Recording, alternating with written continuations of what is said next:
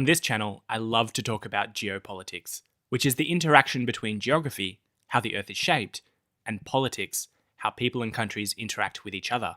This time, we'll discover why the Strait of Hormuz is so important, and how being narrow has put this stretch of water at the center of global international tensions. Before we dive into why the strait is so important, let's find out where on Earth it is. This is the Arabian Peninsula.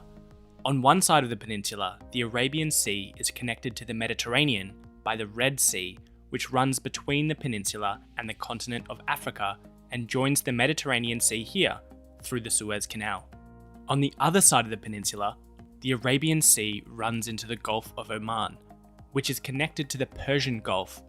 Between these two gulfs is this very narrow stretch of water, the Strait of Hormuz. The strait is bounded on either side by the countries of Iran, Oman, and the United Arab Emirates. The Strait of Hormuz helps transport loads of oil per day on some of the biggest ships on Earth. We'll go into more detail about that in a moment.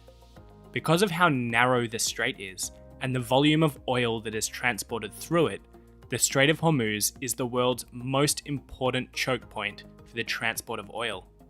Just to get an idea of the scale of the amount of oil and other energy products transiting the strait, here's some quick maths.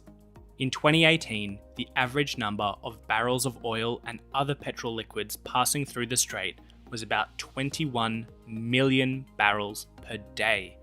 Each barrel is about 159 litres, which equates to a total of over 3 billion litres, or more than 1,300 Olympic swimming pools of liquid per day.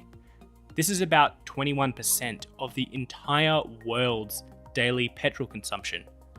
1/3 of all of the sea transited oil on Earth travels through the strait, as well as 1/4 of all of the traded natural gas. The Strait of Hormuz is only about 39 kilometers wide at its narrowest point. Because of this, ships transiting the strait must stick to strict shipping lanes.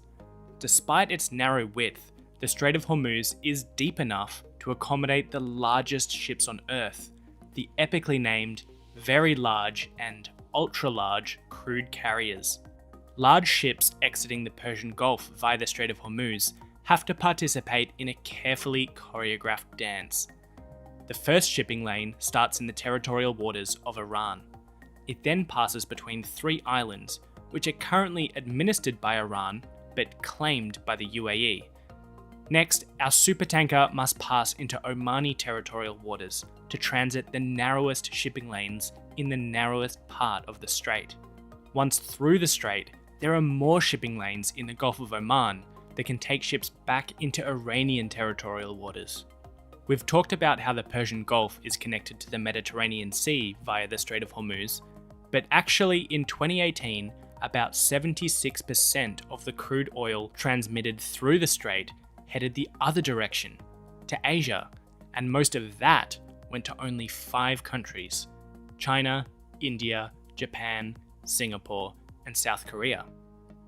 To get to the large markets in East Asia, oil tankers usually have to traverse another oil choke point, the Strait of Malacca, which we might talk about in another video. So the Strait of Hormuz is narrow, so narrow that it falls within the territorial waters of the boundary countries. This means that any incidents within the strait have the potential to shut down transit, or at worst, to spark conflict between countries. Just a few months before the release of this video, there were attacks on ships in the Gulf of Oman, near to the opening of the Strait of Hormuz. Incidents like these threaten the stability of the strait and increase tensions between boundary countries. Now we know just how important the Strait of Hormuz is to global oil trade, we can imagine just how damaging any disruption to the flow of oil through the strait would be to countries reliant on receiving the oil and on those countries reliant on the income from selling oil. So aside from the oil buying countries trying to reduce their reliance on foreign oil, what else have the oil producing countries done to try and mitigate any threats to the stability of the Strait of Hormuz as a shipping route? Well, only Saudi Arabia and the UAE can bypass the Strait of Hormuz by shipping outside of the Persian Gulf and have pipelines to get the oil to those ports. Remember that 21 million barrels per day transited the Strait of Hormuz in 2018.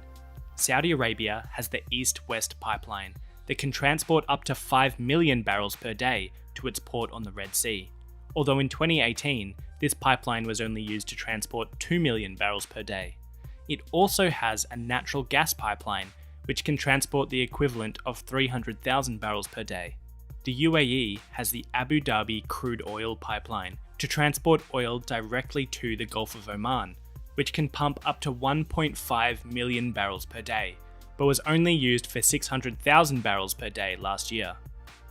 Other pipelines exist, but most are relatively small and cross international boundaries, so have fallen into disuse due to the recent conflict or political disagreements between countries. So what does the future hold for the Strait of Hormuz? Well, that's a very tricky question, and one that I probably can't answer. As we've discovered, the importance of the strait is amplified by the geography of the region, including a lack of viable alternate shipping routes.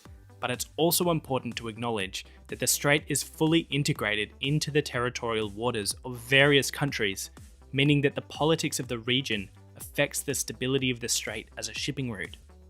The Strait of Hormuz will likely continue to be one of the most important shipping routes in the world, especially if the global hunger for oil continues.